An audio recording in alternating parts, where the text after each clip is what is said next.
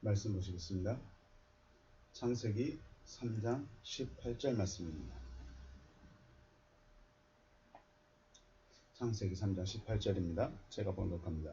땅이 내게 가시덤불과 엉겅퀴를 낼 것이라. 내가 먹을 것은 밭의 채소인즉. 아멘. 원문 보십니다. 배코츠 그리고 가시덤불, 배 다르다르 엉겅퀴 그리고 엉겅퀴 타츠미아흐 그가 낼 것이다.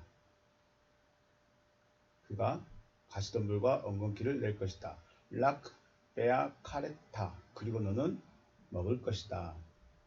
엣 에쉐브 하사데 너는 밭의 채소를 먹을 것이다 라고 말씀하십니다. 자, 가시덤불 엉겅퀴에 대해서 오늘은 생각을 해보겠습니다. 아담은 선악을 알게 한 나무 열매를 먹음으로 땅이 저주를 받았고 아담 자신은 땅을 먹어야 하는 신세가 되었습니다. 저주받은 뱀이 저주를 받아서 흙을 먹고 아파를 먹고 아담도 저주를 받았는데 땅을 먹어야 되는 신세가 됐죠.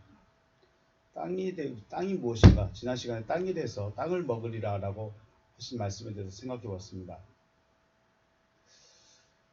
우리의 존재성, 사람이라는 저와 여러분의 존재성이 어디에 있을까요? 내 육체가 있기 때문에 내가 존재할까요? 아니면 정신 혹은 이성이나 사상이 있기 때문에 내가 존재하는 것일까요? 육체는 온전하지만 생각이라는 것이 일반적이지 못해서 범죄자로 나타나는 경우가 많이 있습니다. 그런데 육체는 온전하지 못하지만 생각이라는 것이 일반 사람들보다 더 월등해서 탁월해서 오히려 육체에 온전한 사람들보다 더 칭송을 받는 사람들이 가끔 있죠. 몸은 불편한데 생각이나 이런 사상들이 훨씬 더 월등한 사람들이 간혹 있습니다.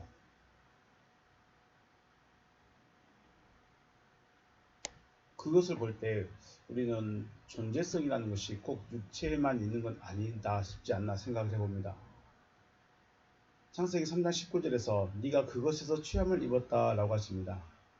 즉 아담은 땅으로부터 존재하게 되었다 라고 말씀하시는 거죠.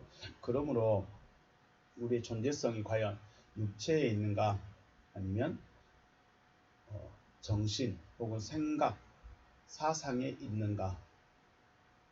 그런데 말씀을 보니까 우리의 존재성이라는 것은 땅에 있습니다. 정신 혹은 생각에 있다라고 말씀을 드릴 수 있을 것입니다.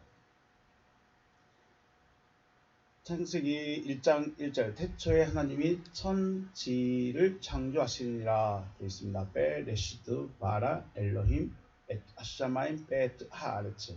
여기서 천이라고 말하는 부분이 엣 아사마임입니다. 목적격 에트와 하샤마임 하늘, 그 하늘이죠. 그리고 베에트 역시 목적격과 그 아레츠 땅입니다. 처음 창조하신 땅은 에레츠 땅입니다. 에레츠. 그리고 2장호설 창세기 2장호설에서 요 하나님이 땅에 비를 내리지 아니하셨고 땅을 갈 사람도 없었으므로 들에는 초목이 아직 없었고 밭에는 채소가 나지 아니하였다라고 우리 성경에 되어 있는데 직역을 하면 모든 땅의 밭에는 채소가 존재하지 않고 있다. 모든 땅의 밭에는 채소가 존재하지 않고 있고 모든 땅의 들에는 초목이 나지 아니하였다. 이 땅이 바로 하아레츠입니다. 땅 하아레츠에 밭이 있고 하아레츠에 초목들이 있습니다. 여호와 하나님께서 땅에 하아레츠에 비를 내리지 아니하셨고 땅을 갈 사람도 없었기 때문이다 라고 하시는데 첫 번째 땅에서는 하아레츠인데 두 번째 땅은 하아다마입니다. 첫 번째는 아레츠 땅이고 두 번째는 하아다마 땅입니다. 왜 똑같은 땅인데 하나님께서 말씀에서는 아레츠와 아다마를 따로 구분해서 말씀하고 있을까 생각을 해보셔야 되겠죠. 그래서 에레츠 창세기 1장 1절에서 말씀하시는 에레츠는 근원적인 부분이라 할 수 있고, 아다마는 가르침을 받아서 가르침을 받는 그런 부분이다 라고 생각을 해봤습니다. 창세기 3장 19절에서 네가 흙으로 돌아갈 때까지 얼굴에 땀을 흘려야 먹을 것을 먹으리라. 네가 그것에서 취함을 입었음이라. 너는 흙이니 흙으로 돌아갈 것이니라 하시니라. 네, 보시면 베제아트 아페카 토칼레헴 아드쉐바카 엘 하 아다마. 땀, 베제아트, 땀 안에서, 얼굴의 땀 안에서 먹을 것이다. 땀을 흘려야 먹을 것을 먹는다. 근데 무엇을 먹냐? 레헴을 먹을 것이다. 떡을 먹을 것이다 라고 하십니다. 언제까지요? 돌아갈 때까지. 아드 쉐베크 엘 하다마. 땅으로 돌아갈 때까지, 돌아가기까지 네 얼굴 땀으로 내가 떡을 먹을 것이다. 키 민메누 루카헤타. 그 부분, 그것의 부분으로 더 너는 취해졌다. 그것의 부분적인 것을 너는 취해졌다. 루카이트 키 아파르 아타벨 아파르 타슈무. 너는 먼지이니 먼지로 돌아갈 것이다. 자, 말씀 보시면 네가 거기서 취함을 받았습니다. 네가 거기 민멘누죠. 민멘누 그 부분입니다. 키 민멘누 그 부분에서 취함을 받았기 때문이다. 너는 먼지이기 때문에 먼지로 돌아갈 것이다 라고 했습니다. 이 민멘누 역격 3인칭 단수가 바로 앞에서 말하는 아다마죠. 하 아다마입니다. 역격 3인칭 단수, 역격 단수가 하 아다마. 그러므로 네가 하 아다마로부터 취함을 받았기 때문이다. 너는 먼지이기 때문에 먼지로 돌아갈 것이다. 창세기 2장 7절에 아파르 민 하 아다마죠. 땅의 먼지로부터입니다. 네, 땅의 한 부분으로 되어 있습니다. 아파르는 아다마의 부분적인 것입니다. 자, 우리의 존재성의 근원이 되는 생각. 앞에서 말씀드렸죠. 너는 땅으로부터, 흙으로부터 취함을 입었다라고 되어 있죠. 존재성의 근원이 되는 생각이라는 것의 근원. 그러니까 우리 존재성의 근원이 되는 것이 생각이고, 이 생각의 근원이 되는 것이 에레츠입니다. 앞에서 말씀드렸습니다. 창세기 1장 1절에서 창세기 1장 1절에 하아레츠 이 부분입니다. 이 근원이죠. 생각의 근원입니다. 내 존재의 근원은 생각이고 내 생각의 근원은 땅이라는 것이죠. 아래치고 가르침을 받아야 되는 생각이 가르침을 받아서, 그러니까 본능에 의해서만 살아가는 것이 아니라 가르침을 받는 것이 바로 아다마라는 것입니다. 에레츠가 여호와 하나님으로부터는 비를 공급받지 못했습니다. 그리고 아다마가 가르침을 받지 못하면 아무것도 내어놓을 수 없는 존재, 즉 양식을 공급하지 못하는 존재가 되는 것입니다. 이런 걸 볼 때 우리는 말 그대로 짐승들을 보고 있는 것 같죠. 가르침을 받지 않고 어떤 부분에 대해서 은혜도 못 받고, 은혜도 받지 못하고 가르침도 받지 못하고 있는 그대로만, 처음 존재하는 그 상태로만 살아가는 존재, 마치 짐승, 동물과 같은 상태의 사람을 말하고 있는 것이죠. 아무것도 내놓지 못하는 존재입니다. 더 나아가 생각해보면 아담이란 존재는 다른 짐승이 살 수 있는 양식을 내어놓을 수 있는 존재가 되어져야 되죠. 아담이란 존재는 그냥 존재하는 존재가 아닙니다. 아담이란 존재는 다른 짐승들이 생명을 얻을 수 있는 그 양식을 공급해 줄 수 있는 존재가 되어져야 되는 것이죠. 그러나 하나님의 계획과 반대로 오히려 땅이, 그러면 우리가 지금 한 대로 하면 생각이 저주를 받았고 또 아담 자신도 저주를 받은 상태가 되어진 것이죠. 땅이 받은 저주는 양식을 내어놓는 것이 아니라 가시덤불과 엉겅퀴를 내었습니다. 아담도 자기 생각으로 먹고 사는데 그 생각이 가시와 엉겅퀴만 내기는 것이죠. 본문은 땅이 내게 가시덤불과 엉겅퀴를 낼 것이다 라는 소절과 너의 먹을 것은 밭의 채소이다 라는 소절로 나누어서 생각할 수 있습니다. 이는 네가 밭에서 채소를 먹기 위해서 가시덤불과 엉겅퀴와 싸워야 될 것이라 라고 말씀하시는 것입니다. 먹을 것은 밭의 채소인데 엉겅퀴가 계속 가시덤불과 엉겅퀴가 계속해서 올라옵니다. 그럼 어떻게 될까요? 계속해서 제거해야 된다라는 말씀이시죠. 그래서 양식을 얻기 위해서는 가시덤불과 엉겅퀴를 제거해야 된다라는 것입니다.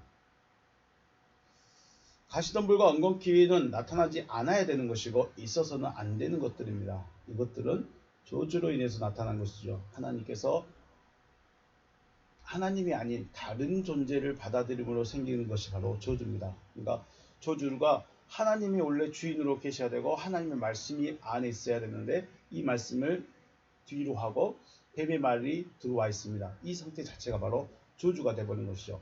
무엇이 들어왔느냐? 하나님의 말씀이 들어오면 생명이 흘러가게 되지만 뱀의 말이 들어오니까 가시와 엉겅퀴를 생산하는 내 생각이 되어졌습니다. 창세기 1장 11절 말씀에도 그렇습니다. 하나님의 말씀대로 땅은 채소와 씨 가진 열매와 씨 맺는 열매 맺는 나무를 내놓게 되었습니다. 그래서 다른 이가 그것을 통해서 양식을 공급받고 살아갈 수 있게 만들어줍니다. 하나님의 말씀을 받은 땅은. 그런데 하나님의 말씀이 아닌 뱀의 말이 들어옴을 통해서 그 땅이 가시와 엉겅퀴, 가시덤불과 엉겅퀴를 내놓는 것이죠. 이것을 양식이라는 측면에서 생각해 보면 가시덤불과 엉겅퀴는 먹을 수 없는 것입니다. 그죠? 가시덤불과 엉겅퀴는 먹을 수가 없습니다. 물론 짐승들, 양들의 사료로 쓰기도 하고 또 다른 용도로는 불 피우는데 사용되기도 합니다. 가시덤불과 엉겅퀴. 그런데 양식이라는 측면에서 보면 가시덤불과 엉겅퀴는 먹을 수 없는 것이고 또 먹게 되면 나를 찔러서 혹은 죽게 만드는 것이라고 생각할 수 있습니다. 양식인데 살기 위해서 먹었는데 오히려 나를 찌르고 나를 죽게 만드는 것이죠. 그래서 양식에는 먹고 살아갈 수 있는 양식이 있고 먹음으로 죽어버리는 양식이 있는 것입니다. 요한복음 6장 27절의 말씀에 썩을 양식을 위하여 일하지 말고 영생하도록 있는 양식을 위하여 하라. 이 양식은 인자가 너에게 주리니 인자는 아버지 하나님의 인치신 자니라. 네, 보시면 엘가제스테 메테프로신텐 아폴리메네 너희는 일을 하여라.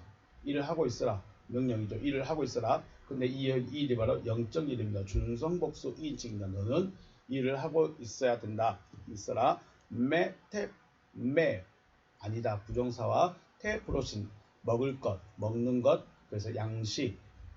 이 프로신과 아폴리미넨이 한 가지를 말하고 있습니다. 하나로 말하고 있습니다. 죽게 하는 양식입니다. 우리 성경은 썩을 양식이라고 되어 있는데 아폴리메넨 단어를 보면 완전히 파괴하다 혹은 멸망하다, 파괴하다, 죽다, 손상시키다, 멸망하다 이런 뜻을 가지고 있습니다. 그러니까 썩을 양식이라는 의미보다도 오히려 죽게 하는 것이죠. 죽게 하고 있는 양식, 죽게 하고 있는 양식을 일하지 말라. 죽게 하고 있는 양식을 일하지 말라. 알라텐 프로스텐 메노산 여기까지 보면 형식은 똑같습니다. 머물러 있게 하는 양식, 머물러 있는 메노산은 머물다, 거주하다 이런 뜻입니다. 그러면 머물러 있게 하는 양식을 일하다는 거죠. 근데 이 머물러 있는데 어디를 향해서 머물느냐? 에이스조엔 아이오니온 살아있는 세대를 향하여 머물러 있게 하는 양식을 일하라 이렇게 말하고 있습니다. 우리 말로 의역을 하면 죽게 하는 양식을 위하여 일하지 말고 생명에 머물러 있는 양식을 위하여 일하라 이런 의미가 되는 것이죠. 네. 죽게 하는 양식을 위하여 일하지 말라. 오직 살아있는 세대를 향하여 머물러 있게 하는 양식을 위하여 일하라. 네. 살아있는 세대를 향하여 머물러 있는다. 그러면 생명에 머물러 있다는 것은 내가 살아있는 자, 생명을 얻은 자라는 것입니다. 생명을 얻은 자들이기 때문에 결국 생명을 잃지 말라는 것이죠. 그러면 생명을 잃지 않기 위해서는 양식을 계속 공급받아야 됩니다. 먹을 수 있는 양식, 그곳에 머물러 있을 수 있는 양식을 공급받아서 그것을 먹어야 하는 것입니다. 거꾸로 죽게 하는 양식을 먹어버리면요. 죽게 하는 양식을 먹게 되면 죽는 것입니다. 주님이 주시는 것은 생명의 세대에 머물러 있게 하는 양식인 것이고 주님이 주신 것이 아니라면 죽게 하는 양식입니다. 말씀 보면 이 양식은 인자가 너에게 줄 것이다. 이 양식이라고 되어 있는 것이 바로 앞에서 나오는 브로신메노산, 브로신텐메노산, 살게 하는 것입니다. 살게 하는 것을 먹어라. 그래서 주님이 주시는 것, 인자가 줄 것이다 라고 말씀하시죠. 자, 말씀 다시 보시면 이 가시와 엉겅퀴들에 어떻게 사용되는가. 사사기 말씀 보니까 기돈이 이르되 그러면 여호와께서 세바와 살문나를 내 손에 넘겨주신 후에 내가 들가시와 찔레로 너희 살을 찢으리라. 기돈이 말하죠. 얼마나 독하면, 얼마나 단단하면 살을 찢을 정도입니다. 사사기 8장 16절에 그 성읍의 장로들을 붙잡아 들가시와 찔레로 수컷 사람들을 징벌하였다라고 되어 있습니다. 칼이나 채찍이 아닌 들가시와 찔레로 살을 찢고 징벌을 한다고 합니다. 그러므로 가시와 찔레, 가시나무와 엉겅퀴는 단순하게 어떤 가시처럼 생긴 정도가 아닌 것이죠. 사무엘하 23장에서 보시면 그러나 사악한 자는 다 내버려질 가시나무 같다. 이게 사악한 자, 바알이라고 합니다. 바알은 다 내버려질 가시나무 같으니 이는 손으로 붙잡을 수 없음이로다. 그것들을 만지는 자는 철과 창자루를 가져야 하리니 그것들이 당장 불살리리로다. 네. 사악한 자는 가시나무 같답니다. 가시나무 같은데 이것들은 가시나무든지 바알이든지 손으로 잡을 수 없다. 통제할 수 없다는 것이죠. 그것들을 만지는 자는 철과 창자루를 가져야 하리니 그것들이 당장 불살리리로다. 가시덤불을 가시나무로 표현하고 있죠. 가시덤불을 가시나무, 똑같은 단어입니다. 똑같은 단어인데 가시나무로 표현하고 있는 것입니다. 이 가시나무는 손으로 잡을 수 없는 것이라고 합니다. 오직 불사름만 처리할 수 있는 것입니다. 그런데 이 가시나무를 사악한 자, 누구요? 바알이라고 빗대어서 말하고 있습니다. 출애굽기 22장 6절에서 불이 나서 가시나무에 댕겨 낯가리나 거두지 못한 곡식이나 밭을 태우면 불 놓는 자가 반드시 배상할지니라. 네. 곡식 있는 곳에 가시덤불이 있어서 가시덤불을 제거하기 위해서 불을 놓았습니다. 불이 아니면 이 가시덤불을 제거할 수가 없습니다. 혹은 이제 칼이나 낫으로 해야 되는데 그렇게 하다가는 오히려 뇌가 다칠 수 있습니다. 그래서 불을 놓아야 되는데 이로 인해서 다른 곡식을 태우게 되면 불을 놓는 자가 배상해야 한다. 이런 말씀입니다. 배상에 대한 말씀인데 여기 보시면 핵심은 가시덤불은 불로 태워야만 제거할 수 있다는 것입니다. 가시덤불은 불로 태워야 된다. 주님은 불로 태워야 될 것을 가라지라고 하십니다. 가라지다. 마태복음 13장 24절부터 예수께서 그들 앞에 또 비유를 들어 이르시되 천국은 좋은 씨를 제 밭에 뿌린 사람과 같으니 사람들이 잘 때 그 원수가 와서 곡식 가운데 가라지를 덧뿌리고 갔더니 싹이 나고 결실할 때 가라지도 보이거늘 집 주인의 종들이 와서 말하되 주여 밭에 좋은 씨를 뿌리지 아니하였나이까? 그런데 가라지가 어디서 생겼나이까? 주인이 이르되 원수가 이렇게 하였구나. 종들이 말하되 그러면 우리가 가서 이것을 뽑기를 원하시나이까? 주인이 이르되 가만두라. 가라지를 뽑다가 곡식까지 뽑을까 염려하노라. 둘 다 추수 때까지 함께 자라게 두라. 함께 자라게 두라. 추수 때에 내가 추수꾼들에게 말하기를 가라지는 먼저 거두어 불사르게 단으로 묶고 불을 사르게 단으로 묶습니다. 곡식은 모아 내 곡간에 넣으라 하리라. 아멘. 네, 태워야 될 것, 불로 태워야 될 것이 가라지라고 하십니다. 문제는 가라지와 알곡이 같이 자라난다는 것입니다. 보시면 함께 둘 다 추수 때까지 함께 자라게 놔두랍니다. 왜 그럴까요? 네, 혹시 가라지 뽑다가 알곡까지 뽑힐까봐 그러는 것이죠. 즉 열매로 나타나기 전까지는 가라지인지 알곡인지 구분할 수가 없다는 것입니다. 추수할 때가 될 때까지는 거둘 때가 될 때까지는 이것이 가라지인지 열매인지 알곡인지 가라지인지 구분이 안 된다는 것입니다.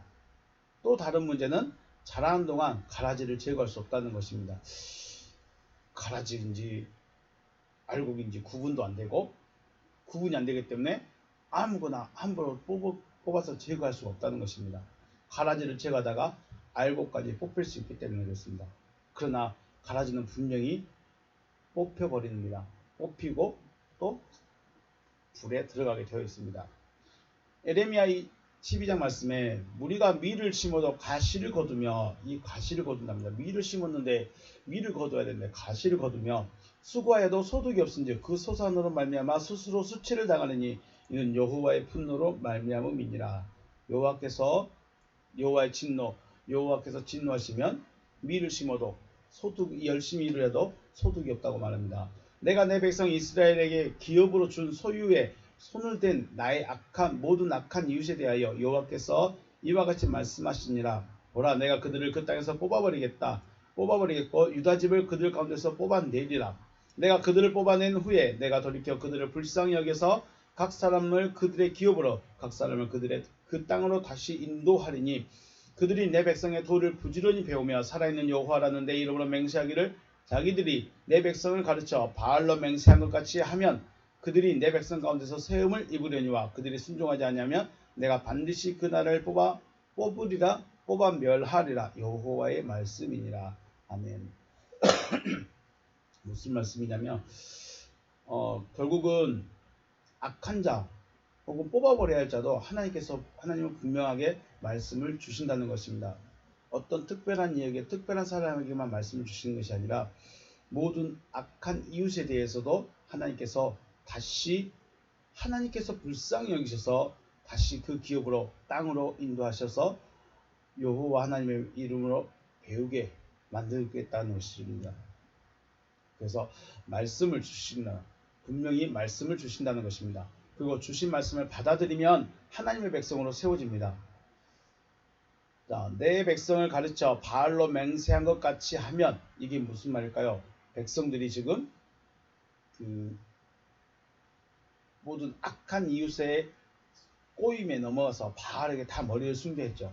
바알에게 머리를 숙이고 바알을 숭배하고 있는데 그 정도로 한 것처럼 그 악한 이웃들도 하나님의 말씀을 그렇게 배워서 하나님께 머리 숙이고 하나님을 섬기게 되면 그들이 내 백성 가운데 세움을 입으리라. 네. 이방인들도 하나님의 말씀을 받아들이고 순종하면 하나님의 백성으로 세우시겠답니다. 하지만 순종하지 않으면 내가 반드시 그 나라를 뽑아 멸하리라. 네. 받아들이지 아니하면 다시 뽑아서 멸해버리겠다고 하십니다.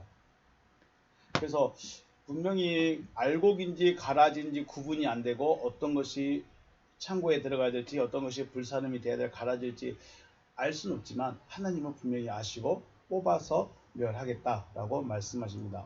에레미야 4장 3절에서 4절 말씀은 여호와께서 유다와 예루살렘 사람에게 이와 같이 이르노라. 너희 묵은 땅을 갈고 가시던 물에 파종하지 말라. 유다인과 예루살렘 주민들아, 너희는 스스로 할례를 행하여 너희 마음의 가죽을 베고 나 여호와께 속하라. 그리하지 아니하면 너희 악행으로 말미암아 나의 분노가 불같이 일어나 사르리니 그것을 끌 자가 없으리라. 아멘. 자, 말씀에 너희는 묵은 땅을 갈고 가시던 물에 파종하지 말라. 네. 묵은 땅과 가시던 물에는 파종하지 않습니다. 왜냐하면 씨가 발아하지 못하고 발아하더라도 가시나무에 찔려서 열매로 자라지 못하기 때문에 그렇죠. 가시던 물에 파종하지 말라. 그렇기 때문에 묵은 땅은 갈고 가시던 물을 불로 태워야 되는 것입니다.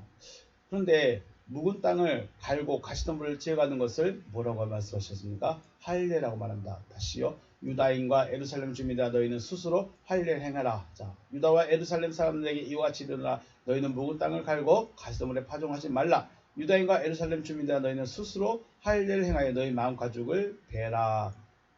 네, 이것을 할례라고 말합니다.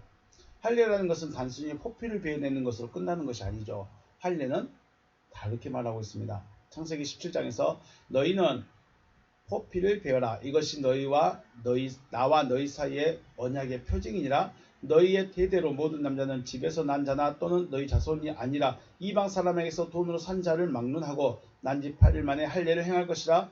너희 집에서 난 자든지 너희 돈으로 산 자든지 할례를 받아야 하리니 이에 내 언약이 너희 살에 있어 영원한 언약이 되려니와 할례를 받지 아니한 남자 곧 그 포피를 베지 아니한 자는 백성 중에서 끊어지리니 그가 내 언약을 배반하였음이니라. 아멘. 할례의식은 언약을 살에 새기는 것입니다. 단순하게 포피를 제거하는 것이 아니라 언약을 새기는 것입니다. 다시 말씀하면 살에 있어요. 언약이 어디 있습니까? 살에 있습니다. 살에 있다는 것은 살에다가 새겨버렸다는 것이죠. 바울은 이것을 보고 하나님의 말씀을 마음판에 새겼다. 마음판에 새겼다라고 말을 하고 있습니다. 그러면 에레미야 선지자 말과 연결지어 생각해보면 묵어있는 생각, 묵어있는 땅들 혹은 묵어있는 생각들 혹은 또 죽게 만드는 가르침들을 스스로 베어내라고 말합니다. 스스로 베어내라. 그리고 그곳에 하나님의 말씀을 새기면 하나님의 백성이 될 것입니다. 그렇지 않다면 여호와 하나님의 분노의 불로 태우실 것인데 이것을 끌 자가 없다라고 하십니다. 우리는 지금 어떤 생각들을 갖고 있을까요? 어떤 생각의 근원이 나를 주장하고 있을까요? 이것을 하나님의 말씀으로 바꾸라고 말합니다. 단순히 하나님의 말씀을 듣는 것이 아닙니다. 단순히 하나님의 말씀을 눈으로 보는 것이 아닙니다. 마음판에 새기는 것입니다. 이것이 할례가 되는 것이죠. 가시덤불과 엉겅퀴는 저주로 인해서 나타난 것이죠. 저주입니다. 저주로 인해 나타나는 것입니다. 그러므로 가시덤불과 엉겅퀴를 제거해야 하나님의 말씀을 받을 수 있고 말씀을 받아야 양식을 먹고 양식을 나눌 수 있는 것입니다. 가시덤불이 있는 곳에 파종을 하지 않습니다. 가시덤불에는 파종하지 않습니다. 파종할 수가 없습니다. 그래서 가시덤불을 먼저 제거하고 그 다음에 말씀을 받는 것입니다. 생명을 얻기 위해서 양식을 먹고 있을까요? 아니면 자신을 죽게 하고 있는 양식을 먹고 있을까요? 내가 지금 먹고 있는 것에 대해 관심을 가져야 되지 않겠습니까? 내가 지금 어떤 말씀을 듣고 있는지, 지금 내가 어떤 생각을 가지고 있는지, 내가 지금 어떤 생각으로 살아가고 있는지 우리 자신을 반드시 살펴야 할 것입니다. 그냥 시간 되니까, 때 되니까, 날짜 되니까 교회 가는 것이 아니고 왜 가야 하는지, 무엇 때문에 가고자 하는지, 가서 무엇을 얻어야 하는지 우리가 분명히 목적이 있어야 될 것이라고 생각합니다. 내 안에 가시와 엉겅퀴를 제거하기 위해서는 반드시 뭐가 필요했습니까? 불이 필요합니다. 불. 베드로전서 4장 1절에서 그리스도께서 이미 육체의 고난을 받으셨으니 너희도 같은 마음으로 갑옷을 삼으라. 이는 육체의 고난을 받는 자는 죄를 그쳤으니 그 후로는 다시 사람의 정욕을 따르지 않고 하나님의 뜻을 따라 육체의 남은 때를 살게 하려 합니다. 12절에서 사랑하는 자들아 너희를 연단하려고 오는 불시험을 이상한 일 당하는 것 같이 여기지 말고 오히려 너희가 그리스도의 고난에 참여하는 것으로 즐거워하라. 이는 그의 영광을 나타내실 때에 너희를 즐거워하고 기뻐하게 하려 합니다. 아멘. 자, 너희를 연단하려고 오는 불시험을 당할 것이라고 하십니다. 불시험이 있어야 되는 것이죠. 불시험이 없으면 내 안에 가시와 엉겅퀴가 제거되지가 않는다는 것입니다. 그 불시험이 어떻게 올지, 불시험이 내게 있는 가시, 내게 있는 엉겅퀴가 어떤 것에 따라서 달라질 수 있습니다.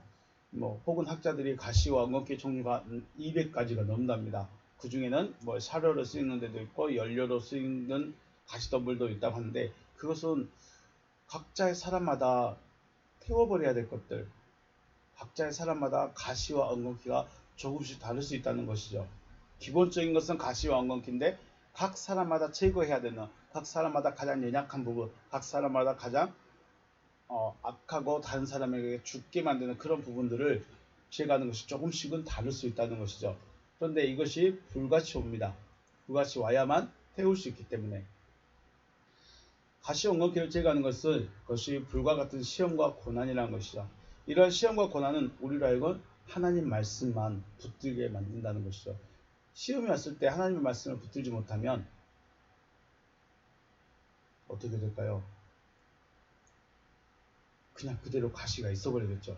불이 너무 뜨거워서, 불이 너무 어려워서, 불이 너무 고통스러워서 불을 꺼버리면 가시 엉겅퀴 그대로 있는 것이고 저주에 그대로 남아있는 것이던 것이죠. 결국 성경은 우리의 생각의 전환을 요구하고 있습니다. 생각의 전환, 이것을 무덤에서의 부활 이렇게 말씀하죠. 생각의 전환을 요구하고 있습니다. 육신적인 생각이 아닌 영적인 생각으로, 또 육체를 위한 생각이 아닌 영의 생각으로 변화되어서 그 생각이 영의 생각으로 하나님의 말씀으로 채워지는 것을 하나님은 지금 요구하고 있다는 것이죠. 이런 역사하심이 저와 여러분에게 있으시길 주님의 이름으로 축복합니다. 불같은 시험입니다. 분명히 불은 있어야 되는 것이고 불로만이 가시와 엉겅퀴를 제거할 수 있습니다. 그래서 이제 우리에게 남은 것은 물심판이 아닌 불심판이라고 했죠. 남은 것은 불입니다.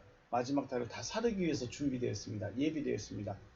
그래서 내 안에 가시, 엉겅퀴, 무엇이 나를 찌르고 무엇이 나를 죽게 만들어가고 있는가, 또 내가 무엇을 지금 듣고 있는가, 이런 것 모든 것들을 점검해서 하나님께서 불시험을 보내실 때, 불과 같은 시험을 우리에게 보내실 때 온전히 가시덤불과 엉겅퀴를 제거해서 하나님의 씨를 받을 수 있는, 또 하나님의 백성으로 일어설 수 있는 저와 여러분 되시길 주님의 이름으로 축복합니다. 오늘 여기서 마치겠습니다. 수고하셨습니다.